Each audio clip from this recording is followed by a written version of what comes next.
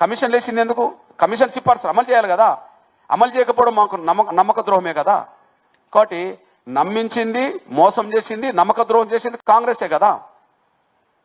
నీకు టికెట్ ఇవ్వండి కాంగ్రెసే కదా. చెప్పనండి, నాగర్ కర్నూలులో 180% మంది మాదిగలు ఉన్న జిల్లా. షెడ్యూల్ కులాల్లో 10-15% కూడా మాలలు ఉండరు. 10-15% మాలలు లేని కాడ మల్లురావుకి టికెట్ ఎట్లా వస్తుంది? ఆయన స్థానికుడు కూడా కాదు. నువ్వు ఉమ్మడి మహబూబ్నగర్ జిల్లా, నువ్వు స్థానికుడివి.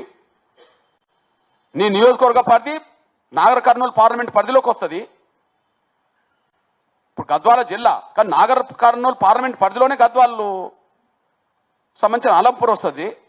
మరి స్థానికుడైనా 180% మాదిగలకు సంబంధించిన కులతుడు అయినా నీకు టికెట్ రాకుండా, కాంగ్రెస్ పార్టీలో జాతీయ కార్యదర్శి అని చెప్పబడుతున్న నీకు టికెట్ రాకుండా, స్థానికేతరుడైనా ఇప్పటికే డిప్యూటీ సీఎంకి సంబంధించిన సోదరుడు అతను, డిప్యూటీ సీఎంకి సంబంధించిన మల్లు బట్టి విక్రమార్క సోదరుడు అతను, స్థానికుడు కాదతను, ఎట్లా టికెట్ ఇస్తారు? సొంత జిల్లాలో మల్లు రవికి టికెట్ ఇస్తుంటే ఈమన్నది రేవంత్ రెడ్డి కాదా? కాదని స్టేట్మెంట్ ఇవ్వమనండి. అసలు రేవంత్ రెడ్డి గారు ఎవరికి మద్దతు ఇచ్చిండో చెప్పమానండి. ఇద్దరు రేవంత్ రెడ్డి గారు ఇద్దరు వైపులో ఎవరు వైపు ఉన్నాడో చెప్పమానండి. సంపత్ కుమార్ వైపు ఉన్నాడా, మల్లు రవి వైపు ఉన్నాడా? చర్చ అయితే జరిగింది కదా, ఎవరికి ఇవ్వాలని చర్చ జరిగింది కదా. పార్లమెంట్ టికెట్ ఫైనల్ చేసేటప్పుడు చర్చ జరుగుతుంది కదా. ఆ చర్చలో పాల్గొనేది రేవంత్ రెడ్డి కదా, సంపత్ కుమార్ లేడు కదా, మల్లుబట్టి విక్రమార్క ఉన్నాడు కదా. మల్లు రవి లేడు, సంపత్ కుమార్ లేడు ఆ చర్చల్లో. మల్లు బట్టి విక్రమార్క ఉన్నాడు, రేవంత్ రెడ్డి గారు ఉన్నారు. మల్లు బట్టి విక్రమార్క వాళ్ళ అన్న కోసం ప్రయత్నం చేసిండు. నువ్వెవరికి చెప్పినావు? రేవంత్ రెడ్డి సూటిగా సమాధానం చెప్పు. నువ్వు ముఖ్యమంత్రి అయితే ఏమవుతుంది మాకు? నీ సొంత జిల్లాలో నువ్వు ఎవరికి చెప్పినావు చెప్పు. మా ఓటుతో స్టేట్మెంట్ ఇప్పించినంత మాత్రాన మాకేదో అవుతుంది అనుకుంటుండ్రా? నువ్వు ఎవరితోటో పెట్టుకుంటే పెట్టుకో, నువ్వు ముఖ్యమంత్రి అయితే కావచ్చు, ముఖ్యమంత్రిగా మేము గౌరవిస్తాం. అంతేగాని 180% జిల్లాలో నువ్వు మాలలకు కొమ్ము కాస్తే ఎందుకు అంగీకరిస్తామే? ఎందుకు అంగీకరిస్తాం? నీ పోకడలను గమనించలేవా ఏమి? నీ పోకడలు అర్థం చేసుకోమా?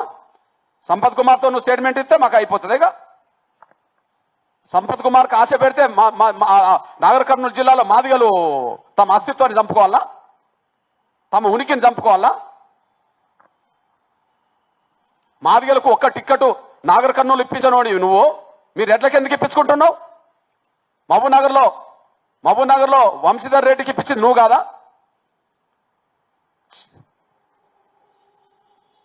చేవెళ్ళలో ఎవరికి ఇప్పించుకుంటున్నావు? మల్కాజ్గిరిలో ఎవరికి ఇప్పించుకుంటున్నావు? నల్గొండలో ఎవరికి ఇప్పిస్తావు? భువనగిరిలో ఎవరికి ఇప్పిస్తావు? మీరు ఎట్లకి ఇప్పించుకుంటున్నావు కదా. అధిష్టానం నీ ప్రతిపాదన లేకుండా, నీ సూచన లేకుండా డిక్లేర్ చేస్తుందా?